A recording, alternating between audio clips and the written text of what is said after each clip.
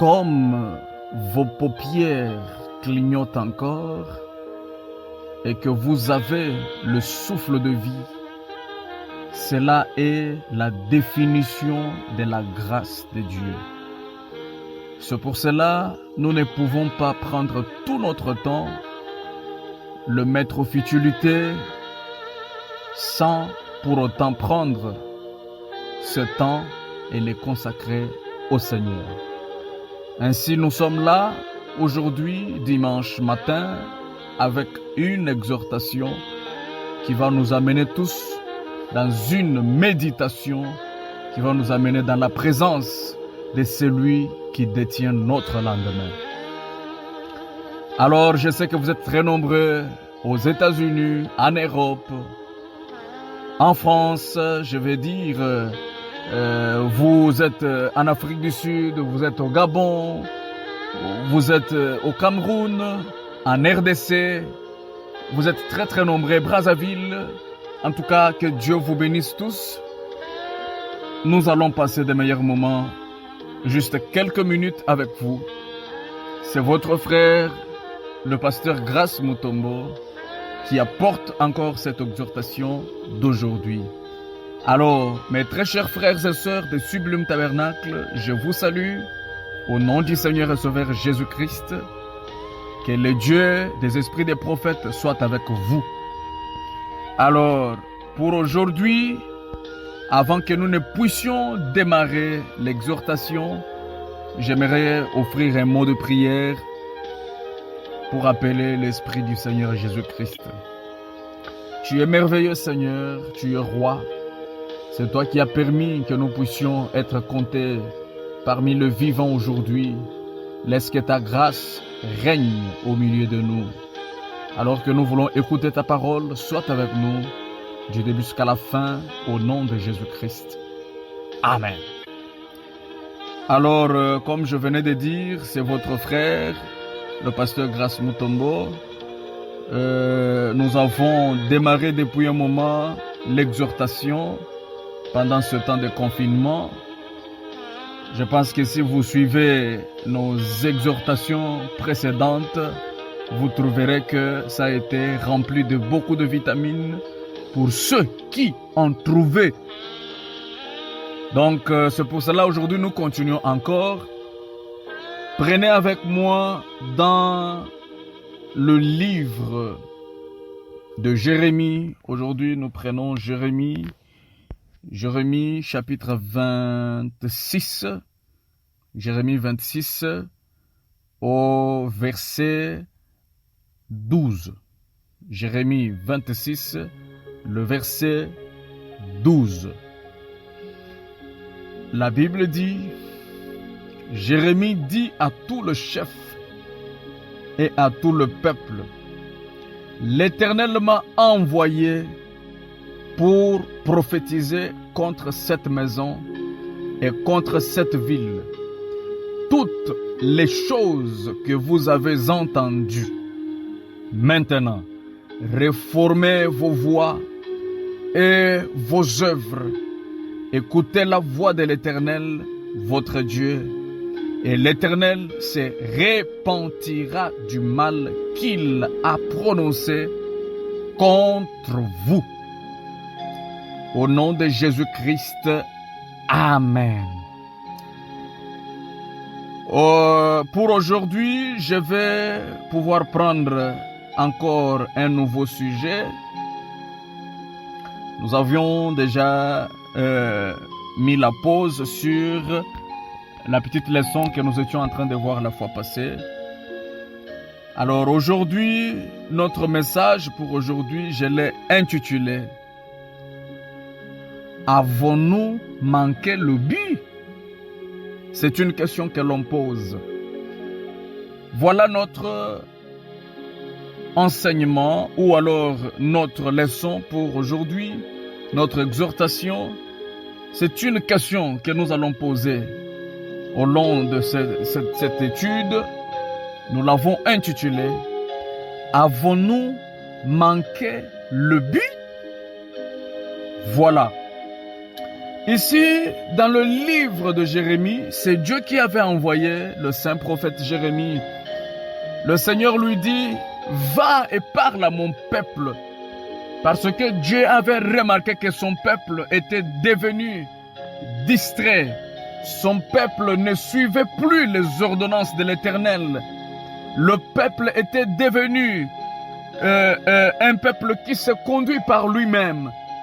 Alors Dieu n'avait pas aimé cela. Si vous suivez au début de ce chapitre, je pense au verset 2, vous allez trouver que l'Éternel dit, il tiens-toi dans les parvis de la maison de l'Éternel et dis à ceux qui de toutes les villes de Juda viennent se prosterner dans la maison de l'Éternel, de toutes les paroles que j'ordonne, de leur dire, n'en retranche pas un mot. Donc c'est Dieu qui avait appelé son serviteur Jérémie.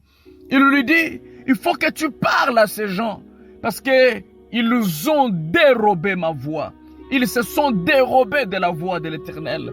Ils ont oublié la petite fleur. Dieu dit que dites à ces gens, toi mon prophète Jérémie, parce que Dieu, quand il a toujours un message, il a toujours eu besoin d'un homme. Dieu s'est toujours cherché un homme sur qui il place son message. Et c'est à lui, à cet homme, de transmettre le message de l'Éternel. Et il sera comme la bouche de l'Éternel. Alors la Bible dit, maintenant réformez vos voies et vos œuvres. Écoutez la voix de l'Éternel, votre Dieu. Il y a eu un moment où ce peuple n'écoutait plus la voix de l'Éternel. Les gens, tout le monde s'occupait à ses business. Chacun s'occupait à comment il va évoluer. Tout le monde, personne ne voulait suivre la voix de l'Éternel. Et le péché était devenu succulent. C'est ainsi que Dieu dit, personne ne suit plus encore mes ordres. Il dit, j'ai pris des décisions sérieuses contre ce peuple. L'Éternel avait pris des décisions de pouvoir faire périr ce peuple, de pouvoir tuer son peuple à lui. C'est ainsi qu'il a envoyé Jérémie pour qu'il puisse avertir. Et Frère Branham nous a enseigné, il dit, avant que l'Éternel ne puisse juger, il envoie d'abord un avertissement. Et lui-même a prêché avertissement, puis jugement. La même scène qui s'était produite du temps de Jérémie, laissez-moi le dire sans mâcher les mots, mes amis, c'est la même scène qui se fait aujourd'hui. Exactement comme la Bible dit, tout ce qui existe aujourd'hui, ça existait avant. Il n'y a rien qui est nouveau sur la terre. Il n'y a rien qui soit nouveau dans ce monde. Tout a existé. Ce n'est que la routine, mes amis. De la même manière que les gens s'étaient détournés de la voie de l'Éternel, c'est de la même manière que les gens aujourd'hui se sont détournés de la voie de l'Éternel. Les gens vivent aujourd'hui comme ils veulent. Il suffisait que les portes de nos églises soient fermées. Cela a déclenché un réveil satanique dans le cœur de croyants. Cela a donné un réveil de la distraction dans le cœur des gens. Personne ne pense à l'Éternel. Personne n'a le temps de prier. Personne n'a le temps de penser à Dieu. Tout le monde se préoccupe de comment il va évoluer, de comment il va se marier pendant le confinement pour qu'il ne puisse pas dépenser beaucoup. Tout le monde se préoccupe à autre chose qu'à l'Éternel lui-même. Oh Seigneur, si tu peux encore envoyer Jérémie ce matin, qu'il puisse dire à cette personne que tu as oublié la voix de l'Éternel. Il n'y a plus moyen de faire la différence entre le croyant et les incroyants. Les gens se sont perdus, mes amis. Pourquoi? Parce que nous sommes dans le confinement. Il n'y a personne qui prie pour l'autre. Les gens se sont jetés dans les querelles. Les gens se sont jetés dans les critiques. Les gens se sont jetés dans des commérages. Où sont ces chrétiens qui sont comme Daniel à Babylone. Daniel à Babylone, peu importe le temps où il se retrouvait, même s'il était au milieu des magiciens, même s'il était au milieu des incroyants, la Bible dit, Daniel priait chaque jour. Il priait matin, midi, soir. Daniel avait le temps de prier. Où sont ces chrétiens que l'on peut voir sur le chemin, que l'on peut voir en route et détecter que celui-ci est un croyant? Où sont ces chrétiens-là? Oh Seigneur! C'est pourquoi j'ai intitulé mon message « Avons-nous manqué le but ?» Avons-nous manqué le but, mes amis? Est-ce que nous avons atteint le but pour lequel le message était venu? Oh là là là là là là là là! Laissez-moi un peu lire Fabanam parce que je sens déjà une colère sainte qui me monte.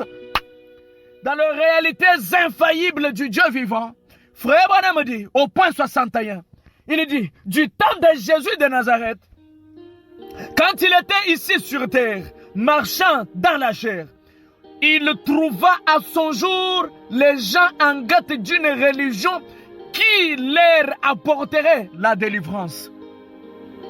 Là, c'est Branham qui dit, il dit du temps de Jésus, pendant que Jésus était sur la terre, il avait trouvé les gens qui cherchaient une religion qui va les délivrer. Une religion de la délivrance totale. Alors, Frère Branham dit, les gens voulaient une religion qui les délivrait de tous leurs maux et de leurs ennemis. Écoutez, écoutez. Branham dit, et le christianisme a répondu à chacune de leurs exigences. Il dit, le christianisme a satisfait à tous leurs besoins et à toutes leurs demandes. Qu'est-ce qui avait répondu aux cris des gens du temps de Jésus? Pendant que les gens avaient besoin d'une religion de la délivrance, une religion qui va leur donner la solution dans tous les plans, une religion qui étanche de la soif. Il dit, Frère Branham dit, il n'y avait que le christianisme. Il dit que le christianisme a répondu. Le christianisme a donné solution à l'époque de Jésus. Seul le christianisme, il dit, cela a répondu à chacune de leurs besoins. Rien que le christianisme. Il n'y a rien d'autre qui donne solution aujourd'hui. Il n'y a rien d'autre qui a donné solution du temps de Paul, du temps de Jésus, du temps de qui que ce soit, si ce n'est que le christianisme. Mais la question que je vais poser, mes amis, c'est que mais pourquoi aujourd'hui nous n'avons plus la puissance de Dieu? Pourquoi le christianisme aujourd'hui ne répond plus? Les gens ont des requêtes non résolues. Les gens ont des questions n'ayant pas de réponse. Alors que le christianisme est là. Pourquoi le christianisme aujourd'hui ne répond plus aux besoins des gens? Les uns sont partis dans des fétiches. Les uns sont partis dans l'islam. Les uns sont partis dans ceci et cela. Pourquoi le christianisme aujourd'hui ne donne plus solution aux besoins des gens? Ne donne plus solution. Je vais dire, pourquoi nous ne voyons plus la puissance dans le christianisme? Je vais te donner la réponse, mon ami. Écoute la réponse à cette question. C'est parce que nous sommes trop occupés aux futilités qu'à la chose qui fait la force de l'Église. Je vais parler aujourd'hui, non pas pour plaire quelqu'un, même si tu me critiques, même si tu ne m'aimes plus, je m'en fous. Dieu a besoin aujourd'hui de gens comme Jérémie, qui peuvent parler à haute voix, qui n'ont pas peur du pasteur, qui n'ont pas peur d'un homme d'affaires à l'église, qui n'ont pas peur de qui que ce soit à l'église. Même si c'est toi qui payes ma maison, même si c'est toi qui payes mes habits, mais si tu y es concerné par ceci, je vais parler. Si nous ne voyons pas la puissance du christianisme aujourd'hui, c'est parce que les chrétiens s'occupent aux futilités. Ils s'occupent aux choses du monde. Ils s'occupent à la distraction qu'à la chose qui fait la force de l'Église. Oh chrétiens, réveillez-vous.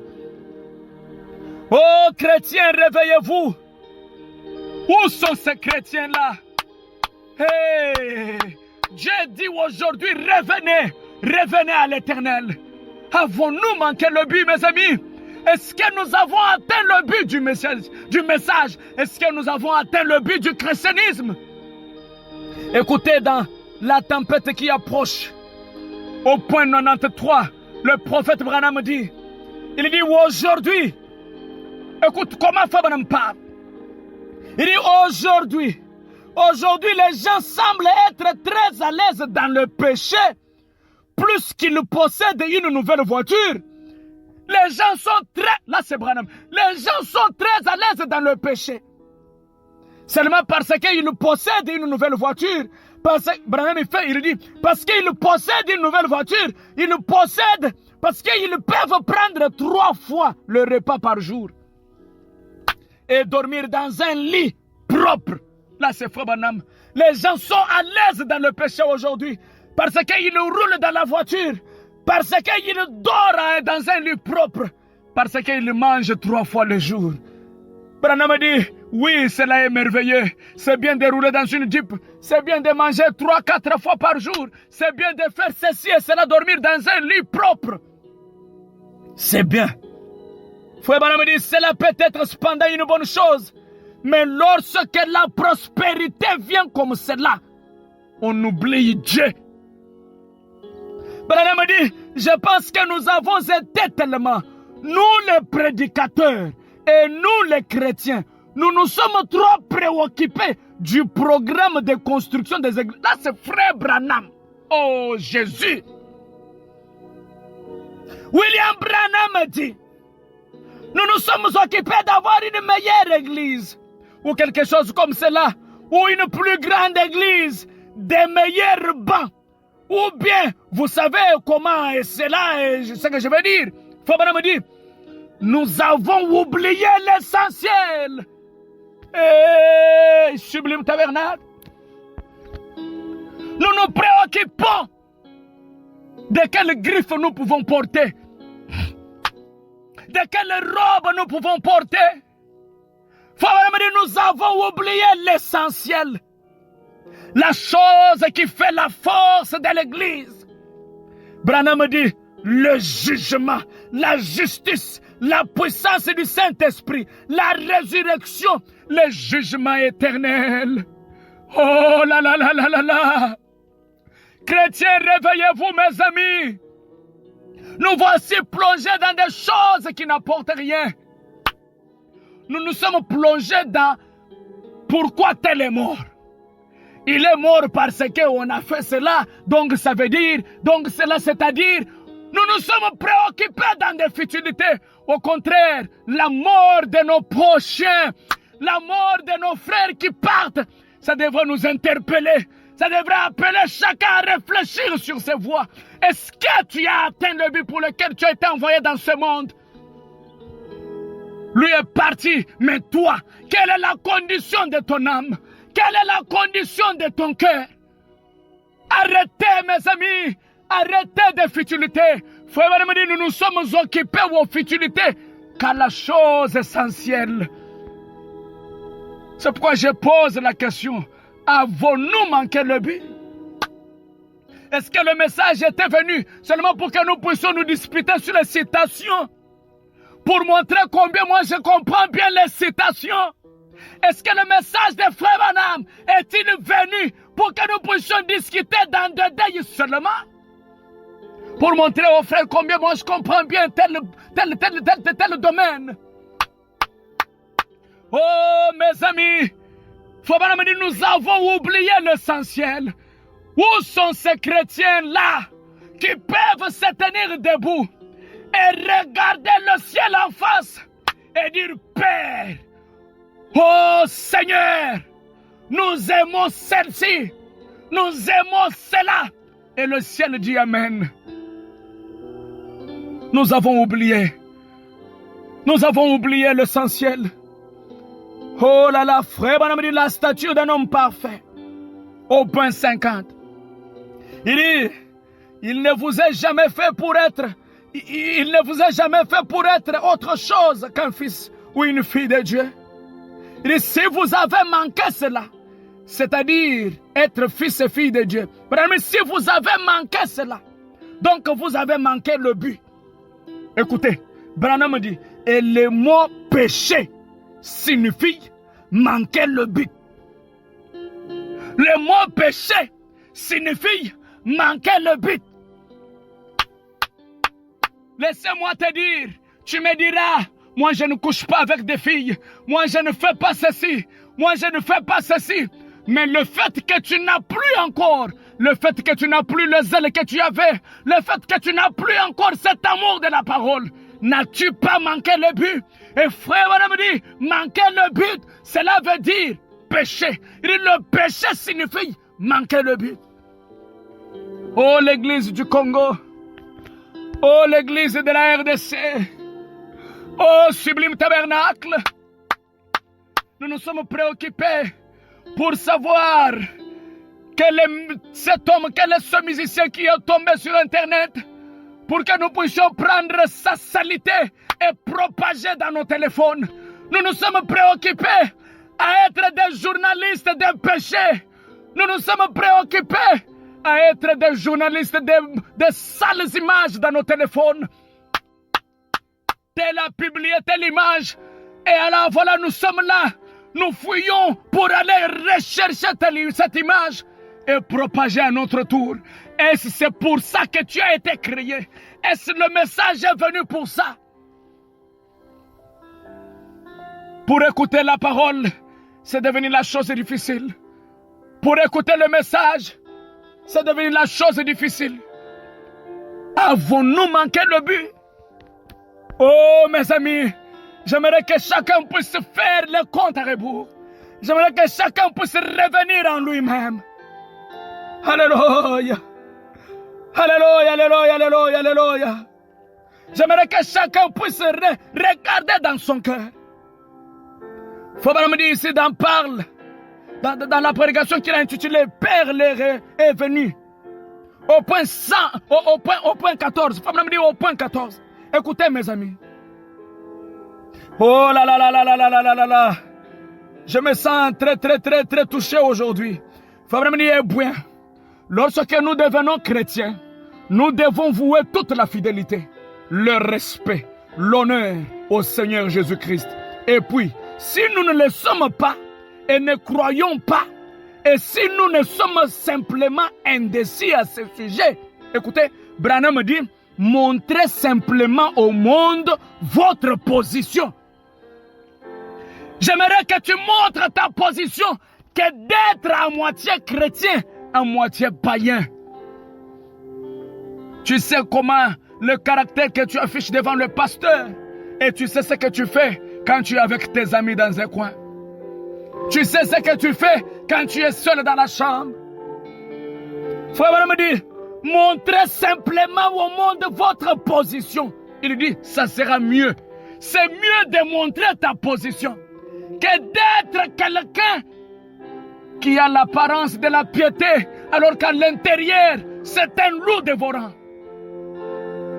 Branham me dit, ce sera un jour plus glorieux lorsque l'Église arrivera à ce point. Ou alors lorsque ses membres arriveront à ce point. Quel point, Frère Branham? Le point où ils montreront leur couleur. Le point où ils montreront leur position. Soit, Branham me dit, soit on est chrétien, il dit, soit on est pour Christ, soit on est contre Christ. Oui, mes amis, rien que quelques mois de fermeture de nos portes, tout le monde a oublié son premier amour. Tout le monde a oublié le Seigneur de gloire, celui qui te donne le souffle de vie, sans argent, sans rien payer. Quand tu dors, comment tu fais pour protéger tes narines contre les insectes et les mouches? Quand tu dors, comment tu fais pour protéger tes oreilles? N'est-ce pas c'est Elohim lui-même? N'est-ce pas c'est le Dieu de Branham qui te protège? Mais regarde comment tu payes le Seigneur. Avec le relâchement, avec une mauvaise vie, avec une vie qui donne l'odeur du péché. Personne ne pense encore au bienfait de l'Éternel. Nous nous sommes plongés dans la distraction. Nous nous sommes plongés dans des choses qui n'apportent rien à l'âme. Frère Branham dit, montre votre couleur, montre votre position. Alors le monde entier connaîtra votre position. Branham dit, je n'aime pas quelqu'un. Il dit, je n'aime pas que quelqu'un me tapote sur l'épaule et dise, frère Branham, je vous aime vraiment. Il dit, alors qu'il est conscient que je sais que c'est le contraire. Tu sais que Branham sait que tu ne l'aimes pas. Mais tu le tapotes, oh je t'aime frère Branham. Branham dit, tu sais que je sais que tu ne m'aimes pas. Tu sais que tu n'aimes pas le Seigneur par tes habitudes. Alléluia. Que Dieu nous pardonne mes amis. Que Dieu nous pardonne mes amis. Revenons à Jésus. Revenons à Jésus. Je n'avais pas quelque chose de grand aujourd'hui. Si ce n'est que te dire, l'heure n'est plus d'être distrait. Le temps n'est plus d'être distrait, sublime tabernacle. Le temps n'est plus d'être distrait, ma soeur. La personne qui vient t'apporter des mauvaises nouvelles, t'apporter les critiques sur les autres, cette personne-là te fait du mal. La personne qui vient te donner les mauvaises choses sur la vie des gens, cette personne-là n'aime pas ton âme. La personne qui vient pour que vous critiquiez les autres, cette personne-là va te voir en enfer. J'aimerais te dire, mon ami, c'est le temps de revenir à Jésus. Si tu as perdu les ailes de prière, c'est le temps d'aller à genoux. Si tu as perdu ton premier amour, le Seigneur de gloire t'attend. Il est la petite fleur. Il t'attend là où tu l'as oublié. Il t'attend là où tu l'as oublié. Revenez à Jésus. Revenez à Jésus. Revenez à Jésus. Il est là. Il est là avec ses bras ouverts pour te recevoir.